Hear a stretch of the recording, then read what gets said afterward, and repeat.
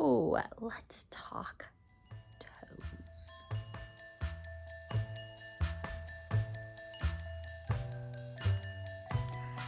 Hello. So today I wanted to talk about the differences between fingering weight toes and DK weight toes.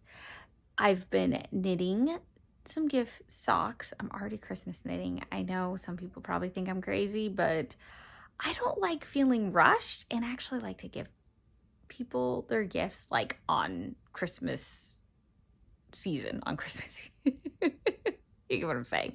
And I was just recently finishing up a pair of DK weight yarn socks and I was reminded how different they feel when it gets to the toe. I mean, they feel different for other reasons, but once you get to the toe section, it's like, I feel like that's when I notice the biggest difference, mainly in people's patterns, and that they still have you decrease down to like a certain amount. So like on my fingering weight yarn, I decrease my toe down to 28 stitches, and then I do the Kitchener stitch. And so, so 14 on the front, 14 on the back. So a lot of people I've noticed in their DK weight yarn patterns is they still have you decrease down to that size. And the issue with that is that the toe doesn't get its length that I'm used to getting when I use fingering weight yarn. Okay, let me show you an example. I have my two socks sitting right here. So let's look at them. Oh, and would you please give this video a thumbs up, and if you haven't already, subscribe. Okay, here is an example, and what's kind of amazing is I actually went out of my way to make this one even longer than what the pattern said to do. So let's measure this out. This one, starting from the decrease round, so about there, measures about little over 2 inches. And then this one measures, you see that, less than 2 inches. Oh my goodness. So I decreased this one down to the 28 stitches, so 14 on the front, 14 on the back. On this one, I decreased down to 20 stitches, so 10 on the front and 10 on the back. And it still could have gone a couple more rounds as far as like this length, right? That's kind of crazy.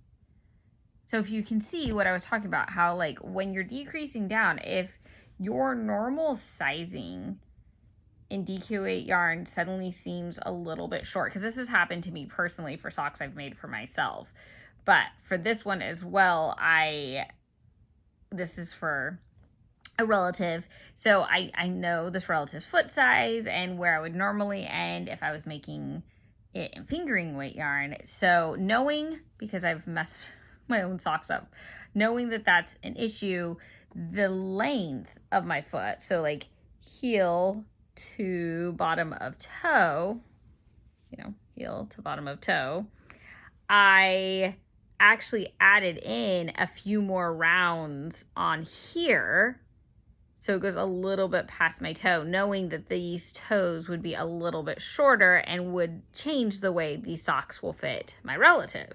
So that is something to keep in mind when you are knitting socks with DK weight yarn, and especially when you're doing a pair that has a heel in it.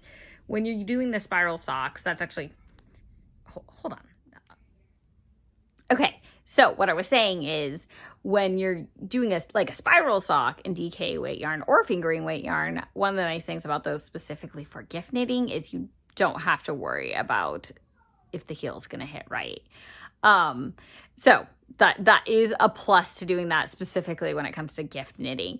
But if you're like me and you're like, hey, I want to do a sock with a heel and a heel turn, or whatever your favorite method of creating heel, I would like to make a sock for a gift. To keep in mind, what I was talking about is that when you're knitting your pattern, that the toe does not give you as much length as with fingering weight yarn. And the reason with that being is that we're just not decreasing as many rounds because we're not casting on as many stitches. And yes, DK weight yarn is chubbier, so in theory you would think it gives you the length, but it doesn't quite give you as much length as maybe you would expect. So it might make your socks a little bit shorter than your normal fingering weight socks. So knowing that that's what will happen when you use DK weight yarn, you just got to make sure you are keeping that in mind when knitting up your socks, and that you can do what I did, which is add a couple more rounds in the foot section just to give yourself that little bit of length that you'll need so that it will fit their feet. Anyway, that was my thoughts this week because, well, one, I ran into it myself and I had to think that through. I was like, do I go a little bit over and then also decrease a little bit more? Oh yeah, and then like I was saying, a lot of people in their patterns only have you decrease down to 28 stitches, which is normal for fingering weight yarn. And normally I decrease down to like 12 or 10 stitches. I think I said I did 10 here. It might have been down to 12. I don't remember the exact, not that it matters, but I do decrease a little bit farther just to give myself those 2 to 3 more rounds, which adds the length to the toe section of my sock, because we want these to fit everybody, right? That's it for today's video, guys. I hope that you enjoyed seeing the difference between fingering weight yarn and DK weight yarn. I really enjoy seeing how they knit up differently, and I enjoy both yarns so much. I hope you are having an awesome day, and I'll see you in another video. Bye!